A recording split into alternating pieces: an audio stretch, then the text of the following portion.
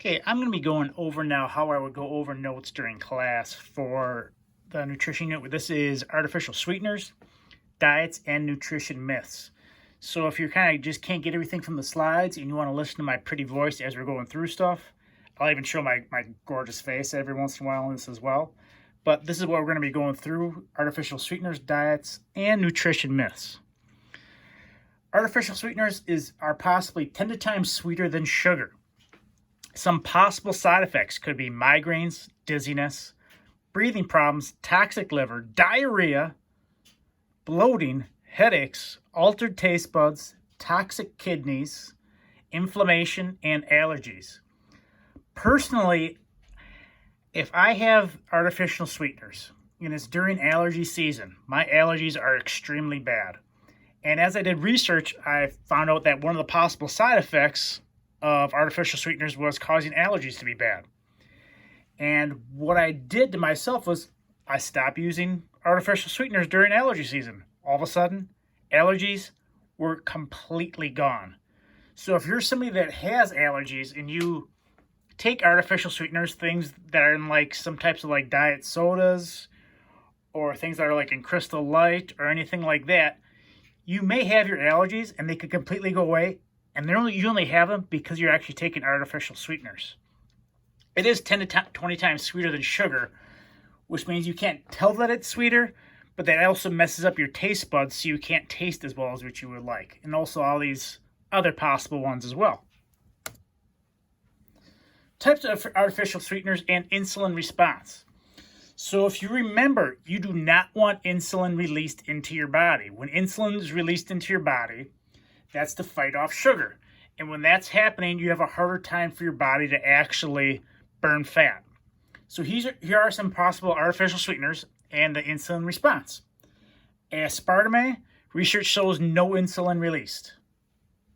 So that would be a good one to possibly use. Saccharin, research is mixed on insulin released. Sucralose, research is mixed on insulin released. Stevia, which is one of the more popular ones, it shows that no insulin is released. So as an alternative to sugar, what you could use is something called stevia.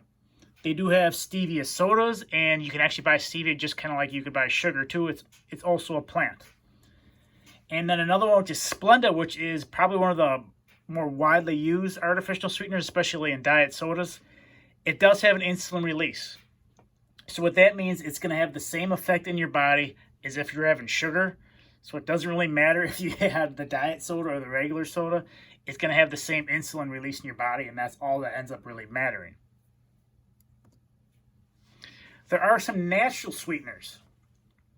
One of them is pure honey. So this is not like the regular honey that you'd find. This is probably the more expensive stuff.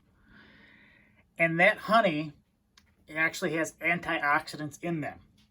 So what antioxidants do is they slow the aging process. They protect the body from cell damage. So one of the things that it's going to do is an anti-inflammatory. So that's going to make it so you're not as injury prone, or your injuries don't feel quite as bad. So when you feel extremely sore from something like a workout, it's not going to be quite as bad. It's also antibacterial and fungal properties. It helps with digestion and a cough suppressant. So what that means, if you're having coughing issues, it actually helps with that as well.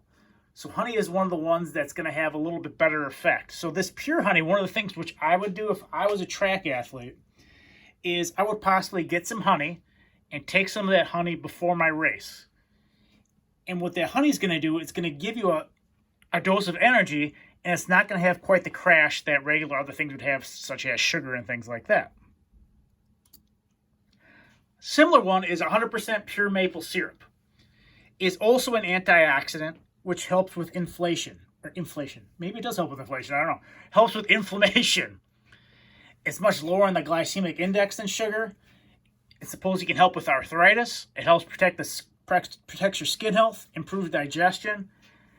And this is an extremely huge one right now. One of the things that they're showing with the coronavirus is one of the possibilities that can help prevent you from getting the coronavirus is zinc. This one contains zinc naturally, which can help fight diseases or help so you don't actually get the disease to begin with. So right now, 100% pure maple syrup is one of the better things you could probably put into your body to avoid getting something you don't want to get.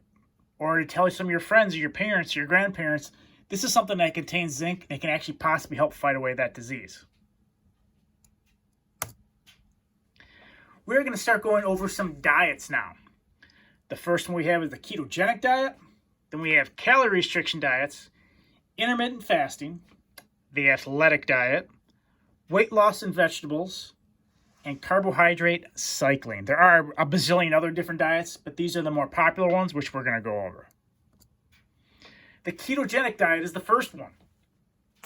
So this is where 70% of your calories come from fat, 20% of your calories come from protein, 10% from carbohydrates, which is mainly vegetables. So what this does is depletes the body of its sugar stores. And when it doesn't have sugar stores in your body anymore, it's going to use protein and fat for energy, including your own body fat. So this would be another way to actually burn your own body fat for energy. What this results in is a bill of acids called ketones, which will put your body into something called ketosis. This eliminates refined sugars and processed carbohydrates. And sugars are carbohydrates. Now, we also have a new friend coming in, which is going to really pop in this video quick. She's going to be very quick. She's hanging on my sweater. There. It's a puppy. It's Mookie. Mookie the puppy, the newest member of the Donahue family. Say hi, Mookie. Hello. How are you today? Thanks for joining us, Mookie. We'll get going on with our diets now. The ketogenic diet also benefits could be satiety and weight loss, which means you're going to feel fuller longer because fat makes you feel fuller longer than the other ones. It can reduce acne and may help prevent cancer. It helps with brain functioning because your brain needs fat. And when your brain has fat, it's going to help it function at a higher rate. Possible side effects, which could be bad though, could be kidney stone formation, muscle degeneration, and sluggishness, especially at the beginning. Now, one of the things we've gone over is if you change anything about your diet, change anything about your workout routine, for a period of time, your body needs to actually adjust. So if you have something extremely important going on, you do not want to change your diet or your workout routine because you're going to have bad side effects. Now, after about a 2-week span, you're going to notice everything gets better. But if it's something you just need for right now, not something I would highly recommend to anybody. This would be a video which you can watch on the ketogenic diet when you actually can look it up. It's got a quick view of Timothy Tebow, one of my all-time favorite athletes.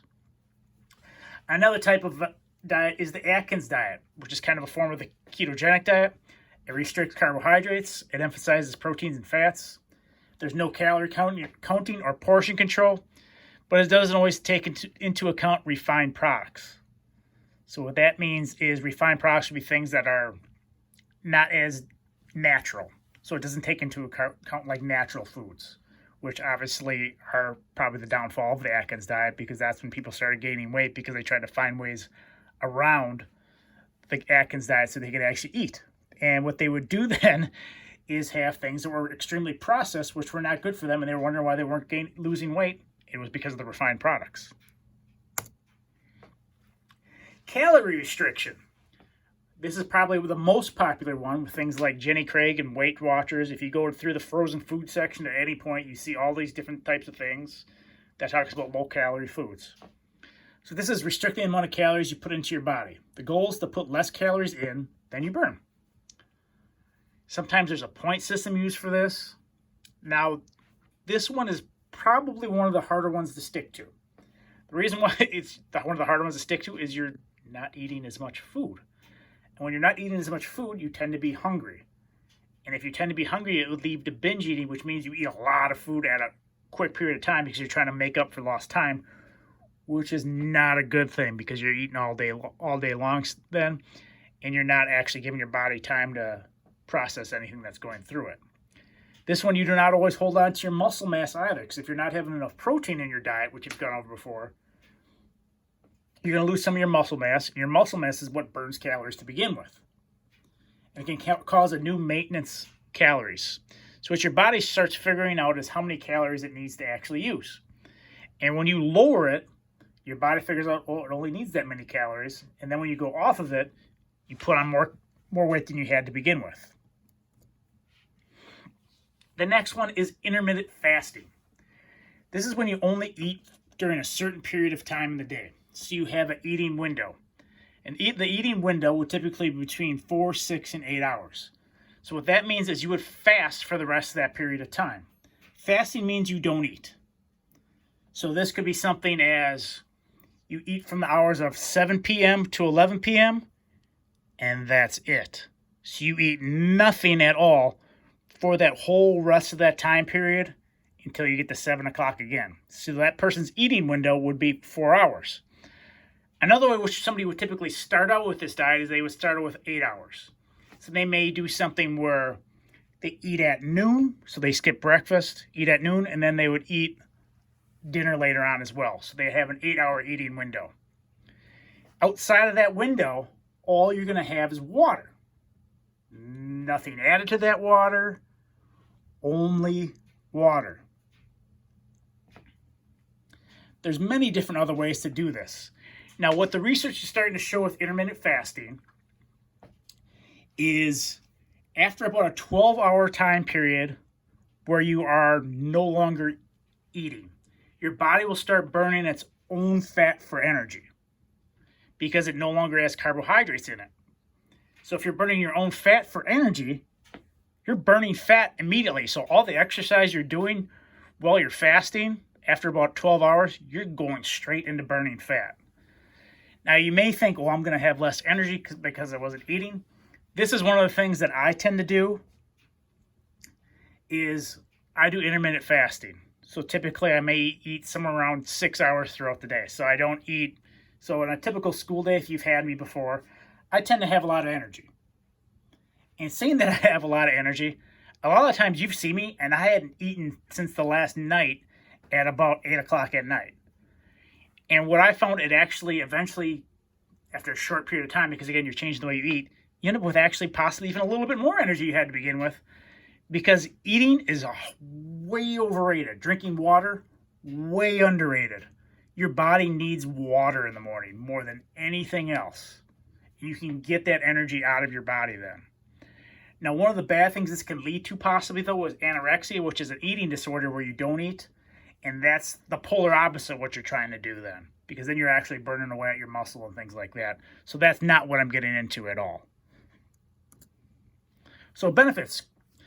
Because you use your own fat for energy instead of carbohydrates, you can eat what you want within reason, improves brain function, increases growth hormone, reduces inflammation. So again, this would be again something that would make your body so it's not as sore. It lowers your blood pressure and resting heart rate. The dropper weight is lower than most other types of diets, and it possibly lowers the risk of cancer. Other side effects which are not as good.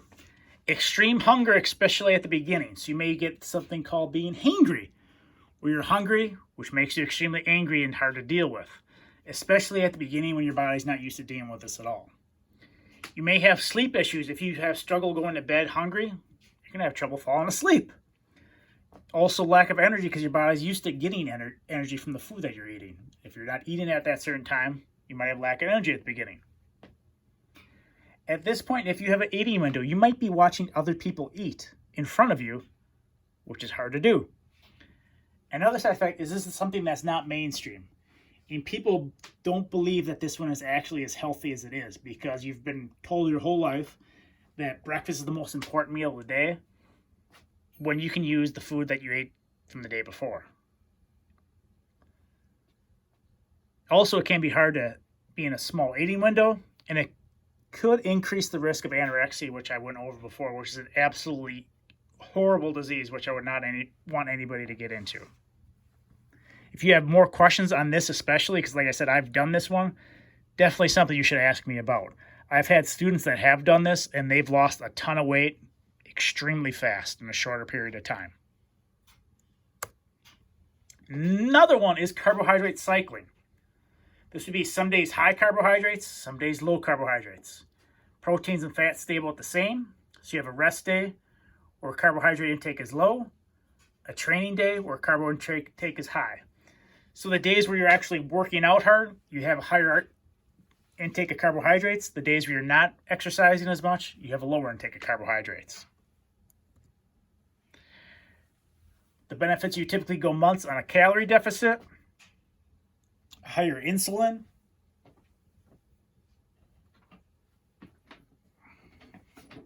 it helps boost protein synthesis, which allow your body to actually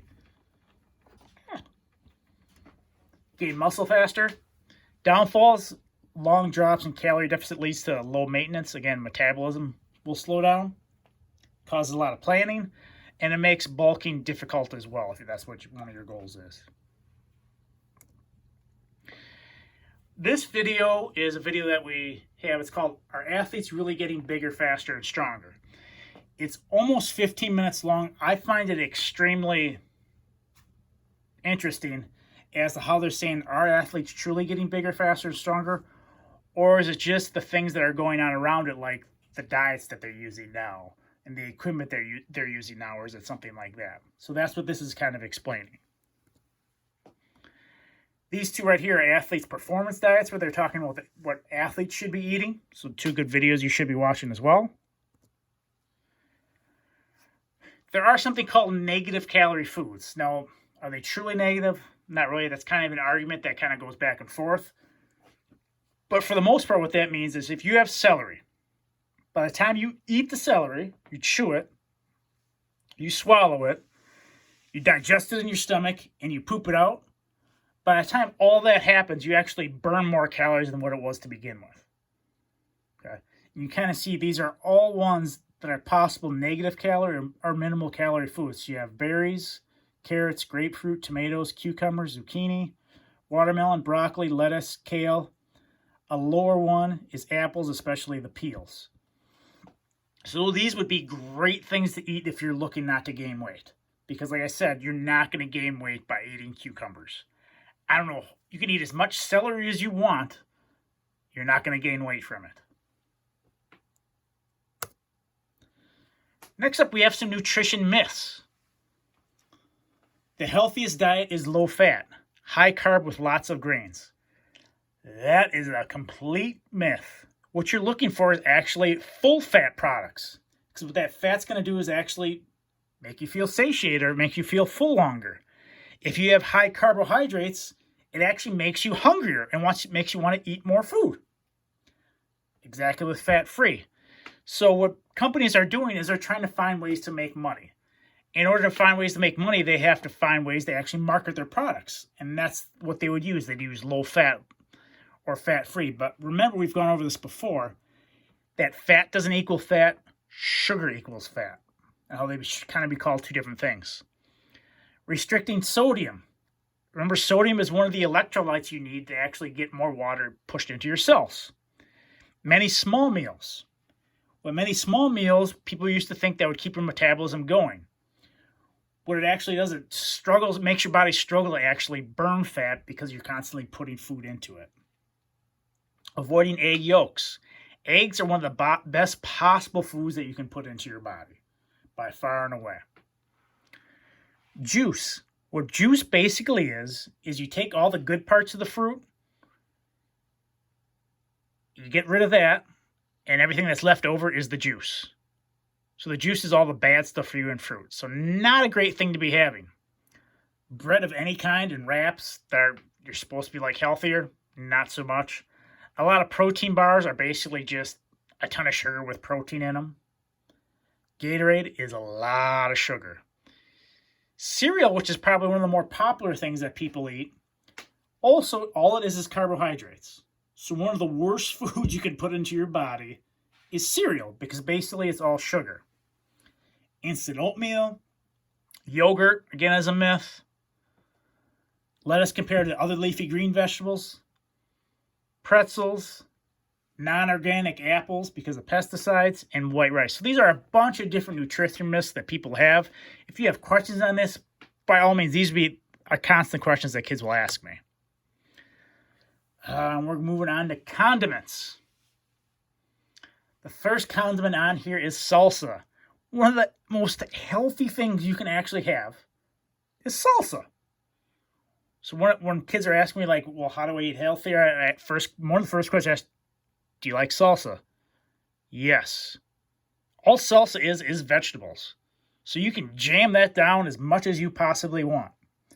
Ketchup, extremely unhealthy. Basically, it's tomatoes and sugar. Mustard and pickles, for the most part, are healthy. Pickles are, I think pickles are disgusting, but that's me. Are cucumbers. Hot sauce, extremely healthy. Again, all it is vegetables. Teriyaki, kind of in small amounts. Hummus, really extremely healthy. All it is fat and beans. So it's chickpeas. Great thing for you to have. Ranch, extremely unhealthy. A ton of sugar. Lower fat versions are even more unhealthy because, again, they're not making you feel satiated. Sour cream, kind of okay. Salsa con queso. So that's salsa with cheese. Can be healthy, but many have partially hydrogenated fats, and we've gone over that before, which is not healthy. Mayonnaise, for the most part, is extremely unhealthy. Salt and pepper, pretty good for the most part. Another odd thing is that your taste buds will change over time. Now, what can happen is when your bones stop growing, often your taste buds change for sweetness. So it's almost your body's natural reaction when you stop growing that you don't crave sweet things anymore. So it was almost like your body was trying to find a way to actually keep itself growing. And now your taste buds have changed because you don't need to actually grow anymore. Okay, healthier and unhealthy versions of food. High fructose corn syrup is an unhealthy sugar. It causes the brain to stop the satiated sensors. So what that means is it's telling it that it's not full. Over and over again. The more that you have, you're going to keep eating more and more and more. Okay, healthier versions. We have breads and tortillas. We have lettuce wraps instead of tortillas for tacos. Sprouted grains, which is a higher in fiber than regular bread and allows you to get all the minerals. So remember, you want as much fiber as you possibly can and not as much starch. So sprouted grains have a lot of fiber. So again, that's another type of bread, and I've had this before. It actually is pretty good, especially when it's toasted. It tastes pretty good.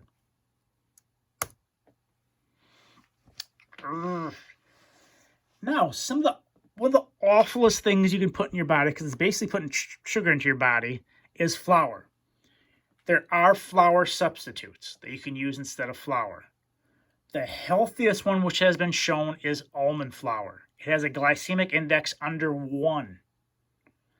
I actually just had some pancakes that were made with almond flour. Extremely, extremely healthy thing. Another one is oat flour. And one that's kind of deceiving is brown rice flour, which is actually getting close to regular flour itself. So you're looking at almond flour, extremely, extremely good. Oat flour is a little bit better, but not quite almond flour, which is extremely healthy for you. Okay, dark chocolate versus milk chocolate. Milk chocolate contains less of the cacao bean, so it's often diluted with milk, sugar, and cream. Dark chocolate has more cacao, and the cacao actually has a lot of antioxidants in it, so dark chocolate is nowhere near as bad for you as milk chocolate. Coconut oil. Saturated fat, so it's kind of having mixed reviews. Now, this is one that's been shown more and more to actually is extremely healthy. So possible benefits: it helps with your HDL or high-density lipoproteins. It controls blood sugar, gives shiny hair, healthy skin, possibly reduce asthma symptoms, improves satiety, and promotes fat loss. Overall, healthy foods. Milk products are kind of mixed. Nuts, extremely healthy. Beans and legumes, extremely healthy. Vegetables, except for potatoes and corn. Berries, extremely healthy. Fish, chicken, beef. And number one, by far and away, we have is water. And this would be another video to watch on unhealthy things. Overall, unhealthy foods. We have sugar, white flour, wheat flour products, fruit juices, hydrogenated fats, and soda, which is extremely unhealthy for you. Now, that is the entire slideshow. If by any means you have any questions about this, by all means ask away. Take care.